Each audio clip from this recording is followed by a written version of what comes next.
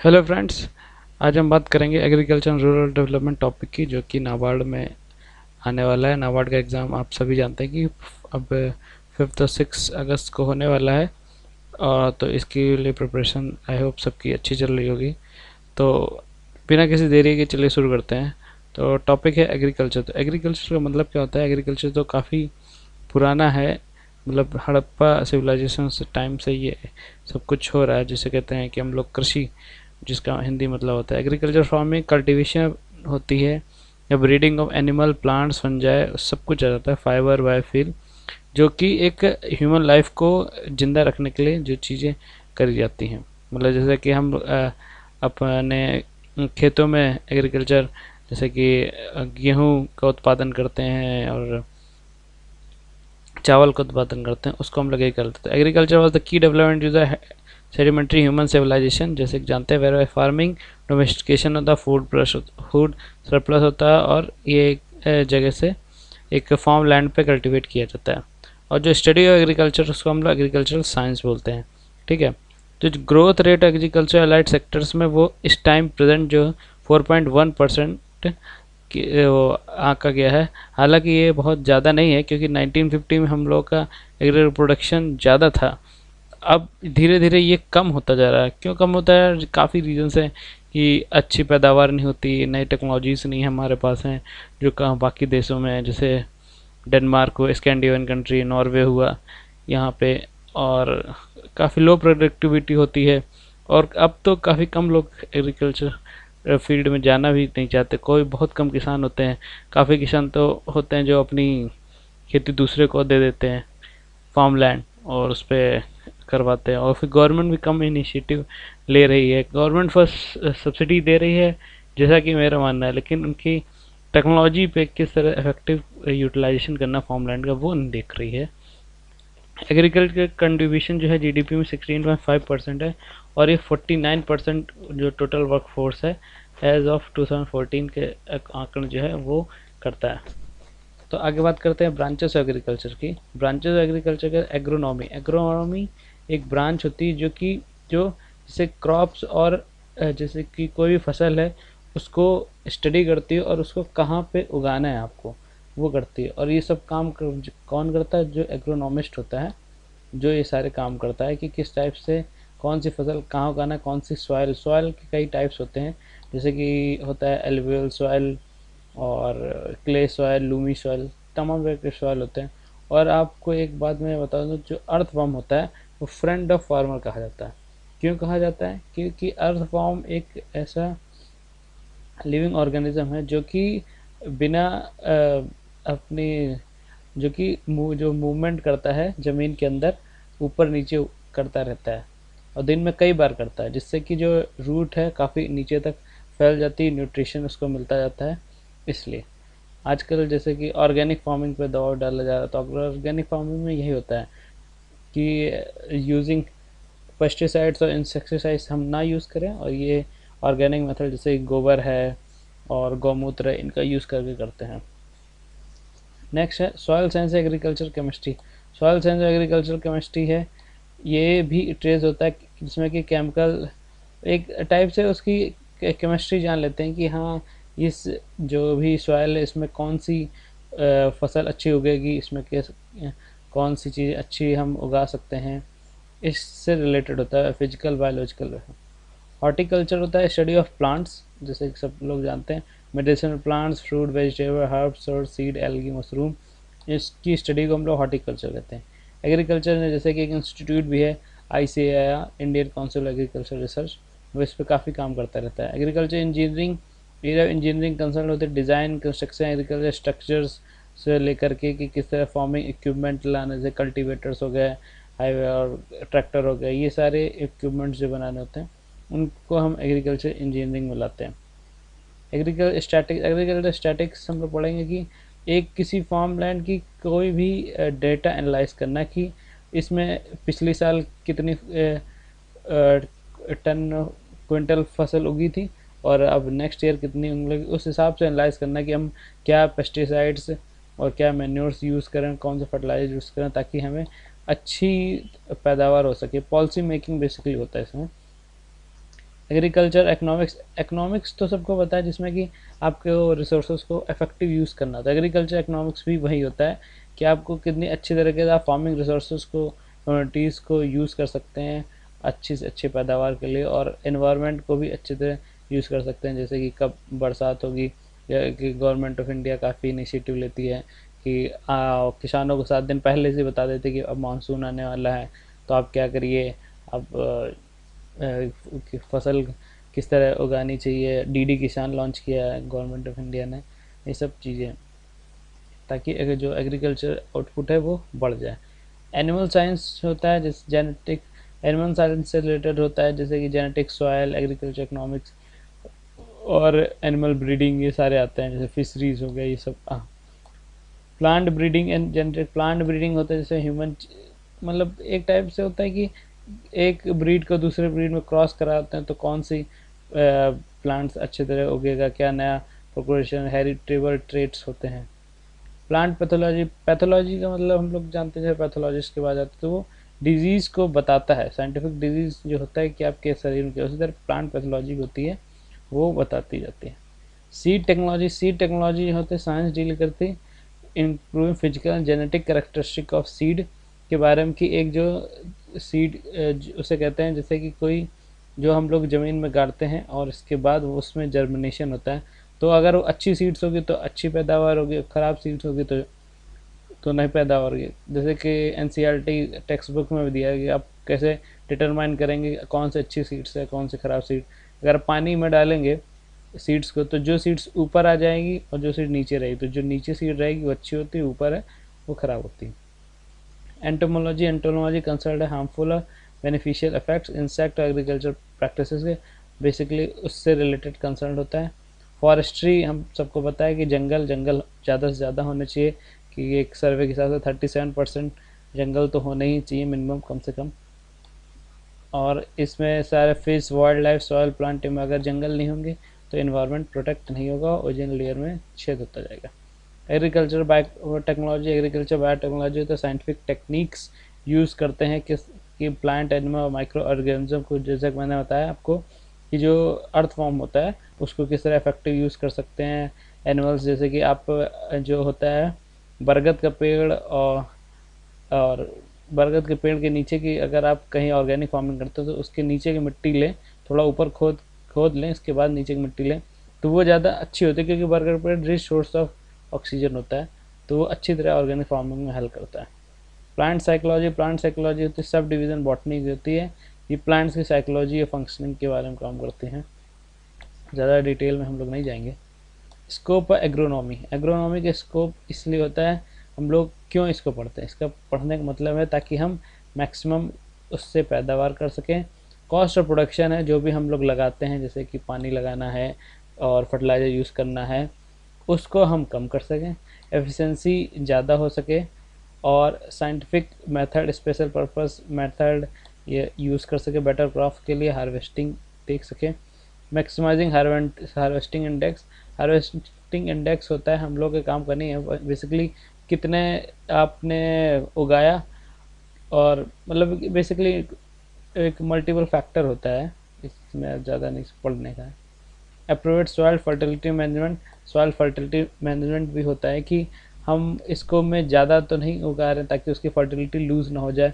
तो होता क्या है कि हम क्रॉप रोटेशन करते हैं, कि अगर एक सीज़न में एक ही उगाएं, जैसे गेहूँ उगाया तो उस पर फिर राइस उगाएं, इस टाइप से। ये नहीं कि एक ही अगर हम फसल उगाते हैं, जैसे गेहूँ ही उगाते जाएंगे तो उसकी जो फर्टिलिटी है वो कम होती जाती है। रिड्यूस पोस्ट हार्वेस्ट, जब हम उसको काट लेते हैं उसके बाद हम लोग पता हो कि वो ज़्यादा जो भी हमने काटा है गेहूँ या चावल, तो वो ख़राब ना हो और उनको प्रॉपर स्टोरेज मिले। इंटेंसिव क्रॉपिंग पैटर्न आगे पढ़ेंगे हम लोग कि किस टाइप से इंटर क्रॉपिंग और मिस क्रॉपिंग करना चाहिए। ये सारे होता है ताकि पर यूनिट एरिया जो है हम लोग को काफ़ी मतलब कि आउटपुट ज़्यादा हो और काफ़ी मिलियंस लोग उस पर सर्वाइव कर सकें। बेसिक प्रिंसिपल एग्रोनॉमी का बेसिक प्रिंसिपल होता है कि आप बेटर मैनेजमेंट सॉइल, प्लांट्स और एनवायरनमेंट का यूज़ करके पर यूनिट एरिया में कितना अच्छा प्रोड्यूस कर सकते हैं। Planning, programming, executing major for maximum outlays, proper crops use करें क्लाइमेट, लैंड सिचुएशन, सॉइल देख कर करें। फील्ड मैनेजमेंट हो कि कैसे जो है टिलिंग, लेवलिंग, जैसे जैसे कि ना जुताई करना होता है वो सब करें। मल्टीपल क्रॉपिंग करें ताकि आप अच्छी तरह उसको यूज़ कर सकें, ताकि जल्दी से वो बंजर ज़मीन ना हो। क्वालिटी ऑफ सीड्स, जैसे कि गवर्नमेंट प्रोवाइड कराती है जो वो होता है सीड सेंटर होते हैं, वहाँ से अच्छी क्वालिटी की सीड यूज़ करें ताकि अच्छा वो हो। वाटर मैनेजमेंट करें, ज़्यादा पानी न लगाएं, ज़्यादा कम भी पानी न लगाएं, जैसे कि पानी लगाने होता है उसको यूज़ करें खेतों में। जैसे कि जो धान की फसल होती है वो तो बरसात में करी जाती है, तो इस टाइप से। और एडुकेट प्लांट प्रोटेक्शन मेजर, जैसे वीड्स हो जाते हैं, अगल बगल की घास हो जाती है जो हम लोग जैसे खेती करते हैं, तो उसमें अच्छी तरह से देखें। Suitable method harvesting of crops भी होता है कि किस तरह हम लोग हार्वेस्ट कर रहे हैं। पोस्ट हार्वेस्ट भी टेक्नोलॉजी होती है। ये एग्रोनॉमिस्ट का रोल बताया कि वो किस तरीके से जो देखता है, एनालाइज करता है डेटा को, maximum production at minimum cost करे और अपने नॉलेज का बेस्ट यूज़ करे। अब बात करते हैं फील्ड क्रॉप्स की। फील्ड क्रॉप्स को डिवाइड किया गया काफ़ी इकोनॉमिक इंपॉर्टेंस के साथ, जैसे कि सेरल और ग्रेन क्रॉप्स जो होते हैं, जैसे वीट, राइस में जो मेन क्रॉप्स होते हैं नॉर्दर्न इंडिया की, वो इसमें आती हैं। लेग्यूम्स होते हैं, जैसे कि आप देखते हैं मूंगफली होते हैं जो कि जड़ में होती हैं, वो लेग्यूम्स होती हैं। शुगर क्रॉप्स पता है, शुगर ऑयल केन में आता है। ऑयल क्रॉप्स जो ऑयल सीड्स होते हैं उससे। फाइबर क्रॉप्स, अब एक बेसिक फंडा होता है कि फाइबर से फैब्रिक बनता है और उससे पहले यार्न होता है। तो जूट की जो खेती होती है वो हमेशा जैसे वेस्ट बंगाल एरिया हो, वो अलग इस जगह होती है जूट की खेती, तो ये फाइबर क्रॉप्स करते हैं। फॉडर क्रॉप, जैसे कि बरसीम हुआ जो जानवर खाते हैं उनको फॉडर क्रॉप्स कहते हैं। रबर क्रॉप्स जो होता है बेसिकली केरला में जैसे होता है, रबड़ होता है उस टाइप से, तो वो रबर क्रॉप्स में आ जाती हैं। फ्रूट क्रॉप्स होता है स्वीट पोटैटो, शुगर बीट है। मेडिकल प्लांट्स होता है कास्टर बीन और इस टाइप से। स्टिमुलस होता है जैसे कि टोबैको, टी, कॉफ़ी, ये एक ही रीजन, जैसे कर्नाटका रीजन में ज़्यादा होती है कॉफ़ी, तो इस टाइप में आती हैं इसमें। प्लानिंग कमीशन ने अब एग्रो क्लाइमेट जोन भी डिवाइड करी हुए हैं, उस हिसाब से आप देख लीजिए, जैसे western Himalaya, eastern Himalaya, lower Gangetic, middle Gangetic, upper Gangetic, trans Gangetic, eastern plateau, central plateau, western plateau, इस हिसाब से। आइलैंड रीजन, अंडमान निकोबार का है, ये आप अपने हिसाब से देख लीजिएगा।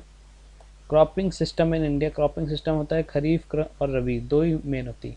खरीफ क्रॉप होता है जब जिसमें पैडी, सोयाबीन, ये जनरली ग्रो करी जाती हैं जून से अक्टूबर में, इसके बाद हार्वेस्टिंग होती है। रबी क्रॉप्स जो होती हैं विंटर सीजन की होती हैं। पैडी, खरीफ क्रॉप में आप याद रखिए कि जिसमें होता है कि हम लोग धान बोते हैं, बरसात होती है धान बोते हैं इसलिए। और रबी क्रॉप्स में होता है ठंड में होता है, तो फिर इसकी आगे फिर इसमें गेहूँ और ये सब बोते हैं, गेहूँ हुआ, चना हुआ। अब जैसे आप मूंगफली खाते हैं तो ये इसमें खरीफ में किया था क्योंकि वो ठंडियों में कल्टीवेट फिर कर ली जाती है। अब क्रॉप वैरायटी इम्प्रूवमेंट कर सकते हैं, हाइब्रिडाइजेशन से करते हैं। एक यील्ड का दूसरे यील्ड, एक वैरायटी ऑफ क्रॉप्स का दूसरे वैरायटी ऑफ क्रॉप के साथ हम क्रॉस करते हैं तो नए नए होता है। इसमें काफ़ी टेक्निक, इंटर वेरिएटल होती, डिफरेंट वैरायटी के बीच में इंटर स्पेसिफिक होती, डिफरेंट स्पीसीज़ के बीच में इंटर जेनरिक होती, डिफरेंट जनरस के बीच में, और जेनेटिकली मॉडिफाइड जो आजकल चल रहा है कि बीटी कॉटन जेनेटिक मॉडिफाइड जो है उससे यूज़ करें, आजकल हार्ड टॉपिक चल रहा है। अब ब्रिंजल भी आने वाला है लेकिन परमिशन नहीं मिली है। क्रॉपिंग पैटर्न क्या होता है? क्रॉपिंग पैटर्न होता है इंटर क्रॉपिंग और मिस क्रॉपिंग। इंटर क्रॉपिंग का मतलब होता है कि जो दो रोज के बीच में जो जगह बच जाए उनको हम यूज़ कर सकें कोई दूसरी क्रॉप के लिए।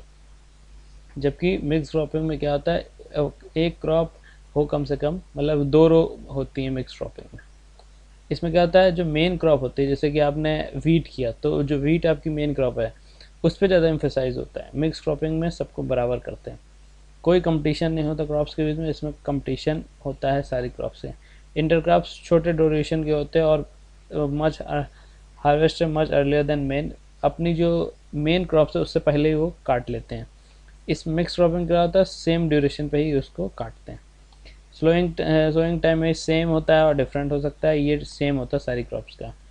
अब क्रॉप्स जो है एक दूसरे को डिफरेंट रोज में करते हैं ताकि एक क्रॉप दूसरे उसमें ना आ जाए, और इसमें क्या होता है मिक्स में भी रख सकते हैं, कोई दिक्कत नहीं है। वीट और ग्राम, जैसे चना हुआ, ग्राम हुआ, वीट, मस्टर्ड, वीट, ग्राम, ग्राउंड नट प्लस फ्लॉफ, सोयाबीन, मेज, ये जाता है। ठीक है। ड्राई फार्मिंग और ड्राई लैंड फार्मिंग होता है इम्प्रूव सिस्टम ऑफ कल्टिवेशन, जिसमें कि जब पानी की बहुत कमी होती है वहाँ पे फिर ये ड्राई फार्मिंग होता है, तब हम लोग इफेक्टिव यूज़ करते हैं ज़मीन का, क्रॉप मैनेजमेंट का, रेनफॉल का। इम्पॉर्टेंस ऑफ ड्रेन फार्मिंग क्या होता है कि ऐसे माना गया है कि 50% ऑफ क्रॉप एरिया जो होता है इंडिया में वो रेन फेड फार्मिंग सिस्टम, मतलब वो होता है कि वहाँ पे ज़रूरी होता है कि पानी चाहिए हम लोग का, लेकिन काफ़ी जगह होता है वहाँ नहीं होता है, और जहाँ नहीं हो पाती क्रॉप्स, जहाँ पर बरसात कम होती, वहाँ सोशल इकोनॉमिक बैकवर्ड्स आ जाती। एग्जाम्पल जैसे रेनफॉल 750 सेंटीमीटर ड्राई लैंड के लिए है, यहाँ पे कम होती, इससे ज़्यादा होते रेन फ्लड होता है। यहाँ पे मॉइस्चर कम होता है, यहाँ मॉइस्चर काफ़ी होता है। एरिड सेमी एरिड रीजन्स होते हैं, ये ह्यूमिड रीजन्स होते हैं। यहाँ एक ही क्रॉप कर सकते हैं, पानी कम है, यहाँ इंटर क्रॉपिंग काफ़ी क्रॉप कर सकते हैं। और ये गलत दिखा हुआ है इंटर क्रॉपिंग। विंड और वाटर इरोजन भी होता है, ड्राई रीजन तो हवाएं तेज चलती, यहाँ सिर्फ वाटर इरोजन होता है। Characteristic land dry land agriculture होता है कि अनसर्टेन इल डिस्टर्ब लिमिटेड रेनफॉल होती है, एक्सटेंसिव क्लाइमेट हैजार्ड ड्राई सूखा पड़ जाता है, अनएल्डिंग सॉइल सरफेस होती है, लार्ज होल्डिंग्स होती हैं, एक्सटेंसिव मोनोक्रॉपिंग होती है, सिंगल क्रॉप हो सकती है, लार्ज साइज फ्लूइड का होता है, जैसे जो वो कहते हैं कि वो अरे बंजर ज़मीन होती है तो ज़्यादा नहीं कर सकते हैं। लो क्रॉप यूल्ड होते, मार्केट फैसिलिटी कम होती, प्योर इकोनॉमी, फार्मर्स उस पर जिएगा, उस पर उसको कम पैसा मिलेगा। Poor health of the cattle होता और फार्मर्स के लिए होता है। नेक्स्ट टॉपिक होता है seed village concept. Seed village concept में होता है कि एक जो गवर्नमेंट है, एक विलेज होता है जहाँ पे ट्रेन ग्रुप ऑफ फार्मर्स होते हैं, जैसे कि चौपाल जो हम लोग छोटे थे तो उसमें आती थी टीवी पे, उनको ये सारी टेक्निक्स बताई जाती थी और वो उनसे कहा जाता है कि आप ये जो है नेबरिंग विलेज में भी इसको सब कुछ बताओ, टेक्निक्स टाइम दीजिए, आप सब कुछ बताइए, तो उसको होता है। मेन ऑब्जेक्टिव होता है सीड प्रोडक्शन को बढ़ाना, सीड रिप्लेसमेंट और हाई यील्डिंग वैरायटी सीड्स आए, लोकल डिमांड सप्लाई बढ़े, और यही सब चीज़ें करी जाती है ताकि सीड का प्रोडक्शन बढ़े और काफ़ी चीज़ें सामने आए। सीड प्रोडक्शन और डिफरेंट क्रॉप्स जो होती हैं कि जिस एरिया में कौन सी पर्टिकुलर क्रॉप अगर हम करेंगे तो ज़्यादा पैदावार होगी, सीड प्रोसेसिंग यूनिट होगी, अगर सीड्स प्रोसेस और हैंडल नहीं करी जाएगी प्रॉपर तो वो जो है उससे प्रोडक्शन अच्छा नहीं हो सकता है, तो इसलिए हम लोग ये करते हैं।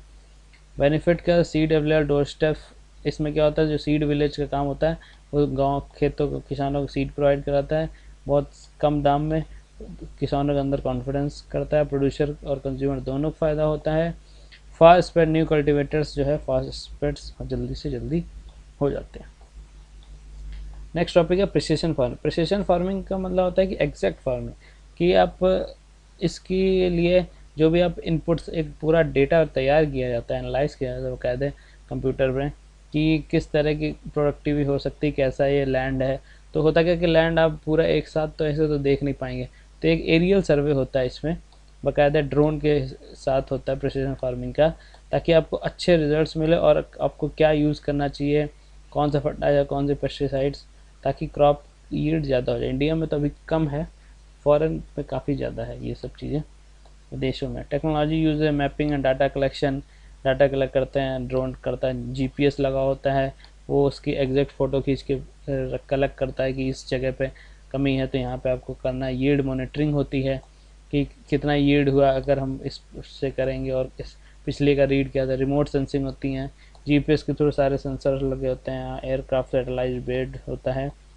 जीआईएस जियोग्राफिक इंफॉर्मेशन सिस्टम होता है ताकि ये पता चल सके कि उस एरिया में इस टाइप की ही क्रॉप हो सकती है और इस टाइप की क्रॉप नहीं हो सकती।